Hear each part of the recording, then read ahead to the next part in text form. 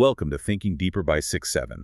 Today we are diving into a massive clash of intellectual titans, heavily focusing on the intense debates surrounding God, atheism, and the very foundation of human morality. The core conflict we are looking at is this. Do we really need ancient religious narratives to build a good, functioning society? Or can pure rationality and science save us? Right. And it is a monumental question. To explore it properly, we have an incredible stack of sources today. Yeah, we are pulling directly from the transcripts of major hours-long live debates. We are looking at four highly influential public intellectuals: Jordan Peterson, Sam Harris, Matt Dillahunty, and Douglas Murray. And we are going to examine the architecture of their arguments. We want to see where their worldviews violently collide and honestly what they believe is at stake for the future of civilization. Exactly. And hey, if you like my channel, please subscribe and press the like button. Now, a critical note for you listening right now. These debate transcripts contain highly charged political and religious viewpoints. Very highly charged. Yeah. They heavily explore both left-wing and right-wing ideologies, as well as deeply theist and atheist perspectives. So we want to state with absolute neutrality that we are not endorsing any of these viewpoints. Not at all. We are not taking any sides in this ideological battle. Our mission here is strictly to analyze the arguments presented in the source material and help you navigate these complex ideas. That is a vital distinction. Our goal today is pure synthesis and analysis. We want to explore how these thinkers define the good life and what they feel most about the path we are currently on. Okay, let's unpack this, starting with the very foundation of secular morality. Because the classic question leveled at atheists is always some variation of how do you actually justify a moral code without a divine punisher? Right. The idea being that if there is no transcendent judge handing down rules from on high, what logically stops a society from descending into absolute selfish chaos? Exactly. And Matt Dillahunty brings forward this fascinatingly pragmatic, almost brutally grounded answer in the debates. He really does. He argues that secular morality can be fundamentally rooted in, well, selfishness, or what you might term enlightened self-interest. I love how blunt he is about it. His specific example just cuts right through all the philosophical jargon. Yeah, he essentially tells his debate opponents, I do not want to be thrown off a stage, and I do not want my belongings stolen. Right. And because it is an objective fact that he wants to avoid those negative outcomes for himself, it is logically in his own best interest to create a society where stealing and violence are strictly punished. So it's like a secular social contract built on reciprocal preservation. You don't need a metaphysical deity to realize that cooperating with others is simply the best strategy for your own survival. Precisely. But I mean, is pure self-interest really enough to build a reliable moral kind? Because the immediate counter-argument that springs to mind is the invisible thief problem. The temptation to cheat when you know you won't get caught. Exactly. If it's actually in my best interest to cheat, and I know for an absolute fact that I won't get caught, what holds the social contract together? And that exact vulnerability is what pushes the secular argument further. Sam Harris steps in to elevate that pragmatism into a broader concept he calls the moral landscape. Which is centered entirely around well-being. Yes. Harris argues that we are physical beings existing in a physical universe. Therefore, there are objective scientific facts about what causes a conscious creature to suffer. Like, putting your hand on a boiling stove is objectively bad for your biology. Getting your arm severed is objectively bad. Exactly. Harris argues that morality doesn't need to be handed down from a burning bush. Morality is simply the rational, scientific project of moving conscious creatures away from misery and toward peak well-being. But does that hold up under philosophical scrutiny? Because this is exactly where Jordan Peterson throws a massive wrench into the atheist argument. He absolutely does. What's fascinating here is how Peterson targets the invisible assumptions in Harris's secular framework. Peterson essentially asks, why should we assume that a human being has implicit value in the first place? Because to a true, unvarnished skeptic, nothing is self-evident. Right. Peterson points out that claiming chopping off a head is contrary to well-being isn't just a basic scientific observation. It is actually a massive metaphysical presupposition. Wait, so for those of us who aren't philosophy majors, he's saying that the idea of human life having inherent value is just a belief we have to assume. It's not a mathematical equation the universe naturally spits out. That is exactly what he is saying. The universe itself, purely as a collection of atoms in empty space, does not care if a collection of carbon molecules continues to metabolize or gets scattered to the wind. Because we are just carbon molecules at the end of the day. Right. Peterson relies heavily on the old philosophical problem famously articulated by David Hume. You cannot derive an ought from an is. Meaning, science can tell you what is like a knife will pierce skin. Yes, but science cannot tell you that you ought not stab someone. Not unless you first smuggle in the unscientific foundational belief that the person's life is sacred and worth preserving. And here is where it gets really interesting. Peterson doesn't just leave it at abstract philosophy. He brings in this mind-bending biological analogy about a sea sponge. The sea sponge analogy is crucial to understanding his worldview. Yeah, he points out that a marine sponge is an incredibly simple organism. It consists primarily of sensory motor cells. So when a wave of water hits it, which is a physical fact in the world, the sponge immediately opens or closes its pores, which is an action. Right, so for the sponge, there is a perfect one-to-one mapping between the facts of the physical world and its biological actions. It doesn't have to think about what to value. But human beings obviously aren't sea sponges. Our biology is infinitely more complicated, which means our relationship with the facts of the world is completely different. Exactly. As nervous systems got unimaginable, more complex, a massive gap opened up between our sensory inputs and our motor outputs. You are bombarded with a near infinite amount of data and facts every single second of your life. But your consciousness is a very narrow channel. You can only look at one thing, prioritize one goal, and perform one action at a time. So Peterson argues we need an intermediary structure to filter that infinite world of objective facts into a single action. Yes. And he argues that structure is rationality, or, more importantly, narrative. But that brings up a huge point of friction for Sam Harris. Harris essentially argues that religious thinkers use that evolutionary biology as a Trojan horse, which leads to this brilliant phrase that Douglas Murray brings up in the debates via his friend Eric Weinstein. Jesus smuggling. Yes, Jesus smuggling. It is such a great phrase. It perfectly captures the suspicion that secular rationalists harbor when debating religious or culturally traditional thinkers. The premise is that a religious intellectual will follow a perfectly rational, scientific, evolutionary argument almost the entire way down the field. Right, you're nodding along, agreeing with their Darwinian biology, their neuroscience. And then, right at the very end, when your rational defenses are completely disarmed, they suddenly pull a rabbit out of the hat and smuggle in God, or Jesus, to explain the final gap in the logic. And Harris strongly suspects Peterson of doing exactly this. He does.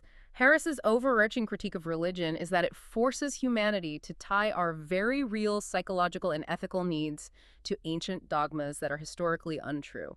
Harris argues that facts and values do not need to be separated by a veil of religious mysticism. If we want profound moral wisdom, we can just read Marcus Aurelius. Right. We can extract life-altering Stoic wisdom from that text without having to believe that Marcus Aurelius was magically dictated to by the creator of the universe. And to hammer this point home, Harris introduces a very striking analogy comparing religion to tarot cards and astrology. It is a powerful comparison. He poses a scenario where you sit down for a tarot card reading, and the mystic turns over a card that represents lost opportunities. And if you sit there and reflect deeply on the lost opportunities in your own life, that exercise can feel incredibly profound. It can yield a very useful, psychologically varied insight. But as Harris argues, that absolutely does not mean the tarot cards are harnessing the magic of the cosmos. Right, it's fundamentally fake magic, facilitating a real psychological breakthrough. We can have the psychological benefit without lying to ourselves about the physical universe. Oh, exactly. So, Harris thinks we can get the psychological benefit without believing the magic. How does Peterson counter that? Does he just reject the tarot comparison entirely? If we connect this to the bigger picture, Peterson's defense is incredibly layered. He doesn't reject the comparison at all. He actually leans into it. Oh, wow. Yes. He reminds Harris that alchemy was the nascent early form of chemistry. Astrology was the nascent early form of astronomy. We needed these wild, poetic flights of imagination to grapple with the terrifying unknown of the universe. That makes total sense. We couldn't just invent the Large Hadron Collider out of thin air. We had to dream about the stars and the elements first. The fiction preceded the science. Precisely. And Peterson takes this evolutionary lens and applies it directly to the concept of God. He asks us to look at the archetype of God the Father. He argues this isn't just a primitive fairy tale about an angry man living in the clouds. No! He suggests that the spirit of the Father is a hard-coded evolutionary reality. For millions of years, men formed hierarchies and elevated the most competent among them to the top. Women then selected the most competent men for reproduction. So over millennia, This selective mechanism, this spirit of competence and order, was abstracted.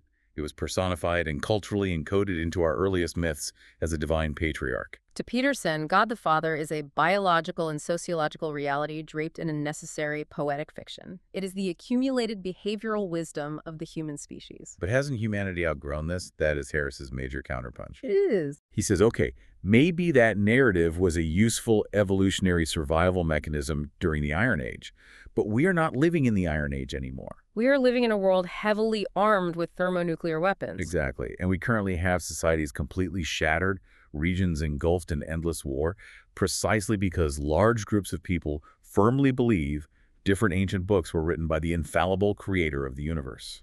Harris deeply wants to strip away the divisive dogma.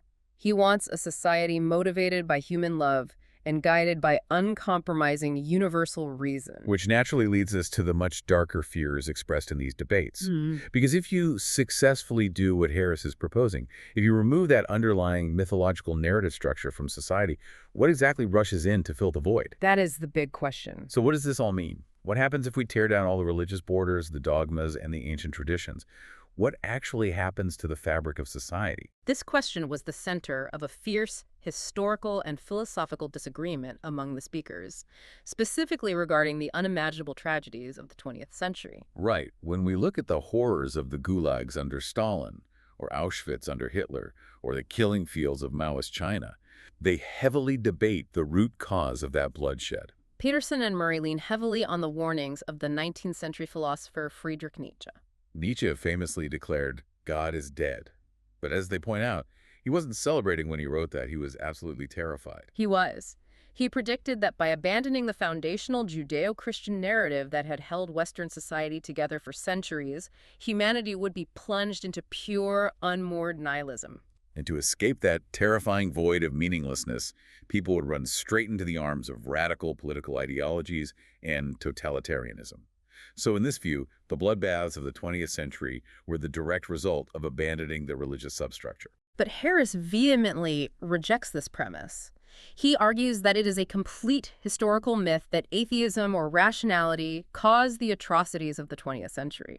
He points out that Stalinism, Nazism, and Maoism did not look or operate like rational, secular philosophies at all. They operated exactly like fanatical, dogmatic religions. They had unshakable orthodoxies, they viciously punished heretics, they had sacred texts, and they were built entirely around absolute cults of personality. So Harris argues the problem wasn't a lack of religion. The problem was the presence of dogmatism and the total abandonment of skeptical rationality. Right. But wait, Harris says Stalinism was just a dogmatic religion in disguise. Doesn't Peterson argue back that stripping away actual transcendent religion is exactly what leaves that dangerous power vacuum for dictators to exploit in the first place? That is exactly Peterson's counter. If people don't have a higher power to worship, they will inevitably end up worshiping the state or a dictator. And this fundamental disagreement over human nature ties directly into a fascinating discussion they have about the absolute limits of human rationality.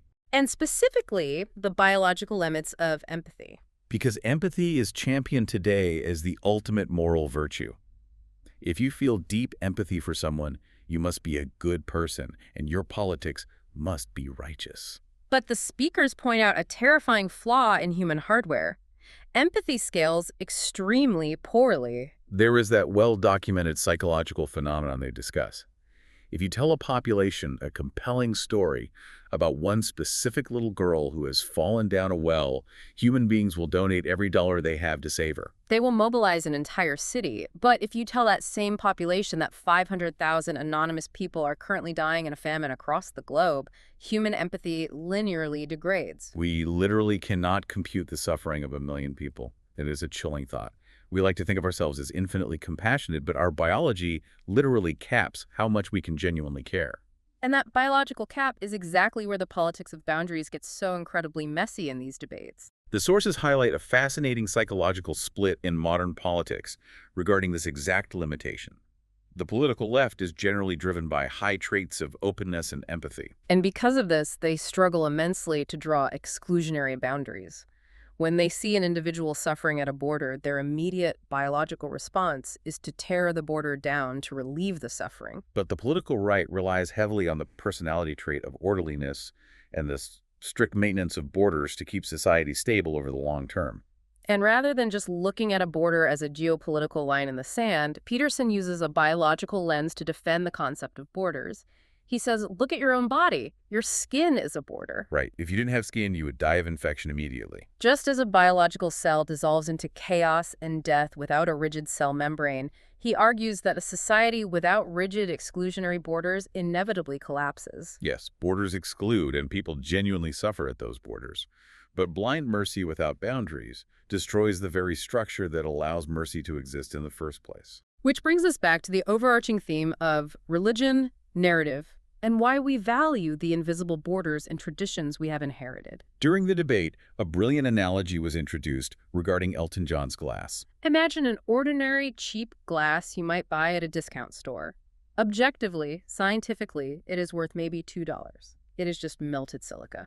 But if you can definitively prove that Elton John drank from that specific glass during his final farewell concert, suddenly it becomes immensely valuable. People would pay thousands of dollars for it. And that completely reframes how we look at traditions. Yeah. Because if over decades people argued over that glass and maybe even fought and bled to protect that glass, the value of it skyrockets even further. The physical atomic structure of the glass hasn't changed one bit, but its meaning is completely transformed. That is the crux of the argument.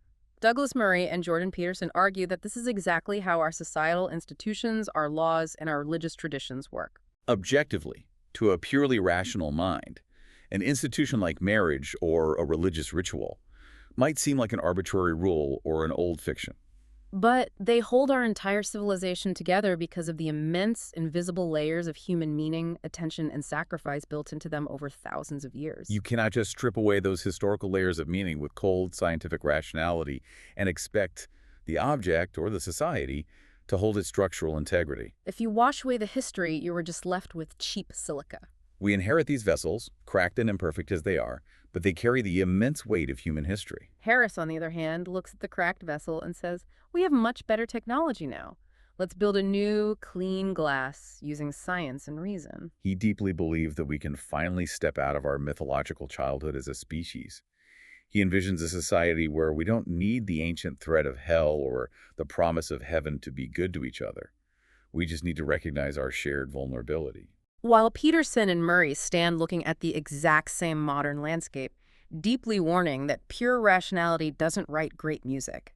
It doesn't build breathtaking cathedrals. And it most likely does not have the profound motivational power required to stop humanity from sliding back into tribal warfare and the terrifying void of meaninglessness. It is the ultimate standoff. Unvarnished truth and scientific reason on one side versus the deeply embedded evolutionary power of story and sacred meaning on the other.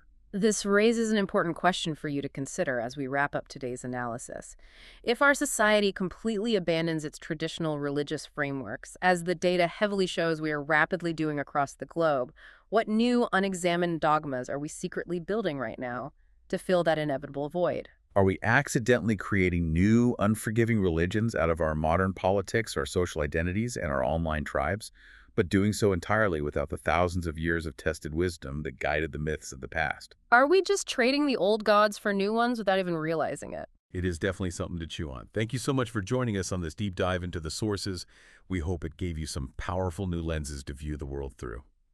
Until next time, keep thinking deeper.